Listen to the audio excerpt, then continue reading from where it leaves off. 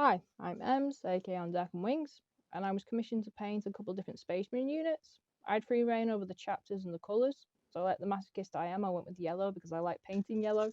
I also like Grindhouse and B movies, but that's unrelated to the video. But I would like to tie them into my love of war dollies in a future video. Anyway, this is going to be in two parts. So the first part is how I'm going to approach painting the yellow, and the second part is going to be the rest of the Space Marines, so like the power swords and the other ornaments and things like that. So let's get cracking. I could have simply painted the Space Marines with my airbrush, however Colourforge kindly sent me a range of the rattle can paints. This Sunset Yellow is supposed to be an exact match for Avalon Sunset, and Games Workshop no longer sell that as a spray paint. These paints are larger at 500ml than Games Workshop's and cheaper.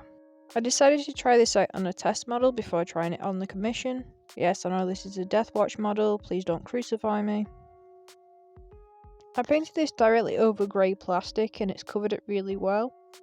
The paint doesn't obscure the models and has a nice coverage. So I did a comparison with a model I primed in white and then painted Avalon Sunset over the top of. As you can see, both models are quite similar in coverage. So I'm super impressed with the Sunset Yellow, I think it's great. Could just leave the yellow like that, however I wanted to get a more accurate Imperial Fist colour, so I'm going to be using some Imperial yellow over the top. I wanted to tell you about this website, which is an unofficial heavy metal archive, which sets out all of the colour schemes. I'll put the link in the description, and I'm hoping that this will gradually get updated more and more. To my knowledge, this is from an ex-heavy metal painter, so the recipes will be quite accurate. Even more so than some of the Games Workshop's YouTube videos you see, because they don't always tell you the exact colours which are used in the box art. Now back to painting the miniatures. So this is one of the actual miniatures for the commission. I primed it with that Sunset Yellow, then added a few thin layers of the Imperial Yellow. I then sprayed over the top some matte varnish. This will become clearer later on why I use this, but basically it acts as a buffer zone, so it makes it easier and neater for cleaning up our models, especially when it comes to Space Marines and things with flat areas. I'm going to be using Doombull Brown now. There are websites where you can find colour matches from other brands, and I'll put the link in the description below. Put the paint on a wet palette. I want it thinned down, but I don't want it to be a glaze or watery consistency. And I'm using a Rosemary Co brush, which is quite pointed, and Da Vinci Maestro are also very good. So now I'm basically lining all the panels, so anywhere there's a groove. To save time, you wouldn't necessarily have to do this on every single part of the model, you just pick out some prominent areas. The matte varnish I use will also help this flow better into the recesses. And I'm not too bothered about it being overly neat because I'll be making a point about this in a little bit.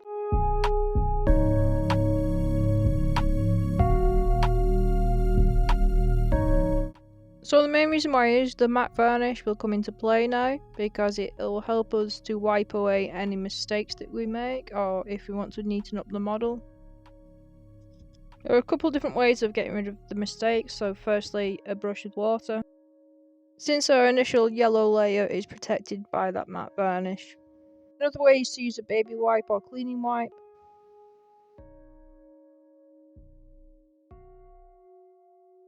If you need to get a bit more aggressive with removing the stains, you can use an odorless spirit or a white spirit. Put it onto a cotton bud or a piece of cloth and wipe it away. Just be a bit careful though, because this can be a little bit harsh.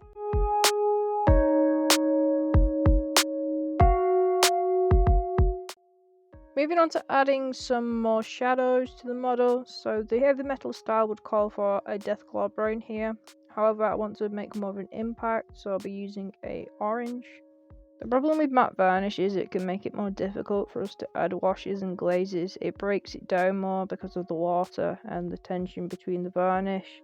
So you can add a thinning medium or a glaze medium, and these work better. And it's good practice to use these anyway to get a good consistency of glazes and washes when you're making your own. So I've thinned down the orange with the glaze medium and I'm just adding it.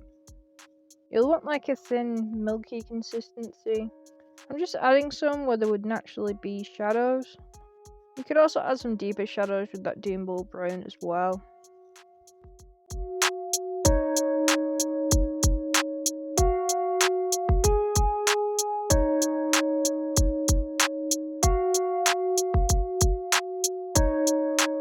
reason I've not used a pre-done wash or shade is because they tend to leave streaks on flat surfaces. They're okay for using in the recesses and deep recesses of models. And this isn't just because of the matte varnish, they leave streaks anyway. It's up to you if you want to use them, but I personally don't use them on flat surfaces. Now I'm going to go back to painting the model. We're adding the first highlights. It would call for Flash Gitch Yellow, but I don't have a Flash Gitch Yellow. I'm using this primary yellow by Scale Colours instead. Cold yellows like this are great for highlights because colder yellows tend to be brighter than warm yellows like Avalon Sunset. I grabbed a slightly smaller brush here and I've kept the paint quite opaque, but it still has some flow to it. You wouldn't have to paint every single edge highlight, just pick out the most prominent ones. You might not be able to see the colour too well because yellows don't tend to show up well on camera. Using the edge of the brush is a good idea. My first highlights, I tend to use them on a larger surface area. So for the next highlights, I'm going to be mixing Dawn Yellow in with some of that previous yellow. I'm going to be picking out less areas. I'm sharpening up those lines.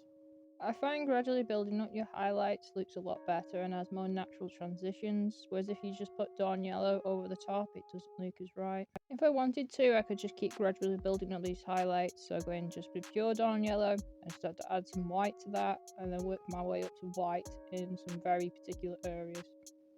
To tie this model back together, you could go over with some Imperial yellow glazes, just glaze over the model. So I'm going to leave that there, and I hope it gives you an idea of how I would approach painting yellow. I won't be going as technical in the rest of the models, but I'm going to be going to this depth in the character models like this. Here's one I previously finished, and in part 2 I will be going over the rest of the models and some of the other units and vehicles. If you found the video helpful or entertaining in some way, please like and subscribe. I'll be tackling the rest of these models in part 2, so the power swords, etc. Please remember to like your hobbies for yourself, respect that other people enjoy them in their own ways, and at the end of the day, they're just war dollies. I'll see you again.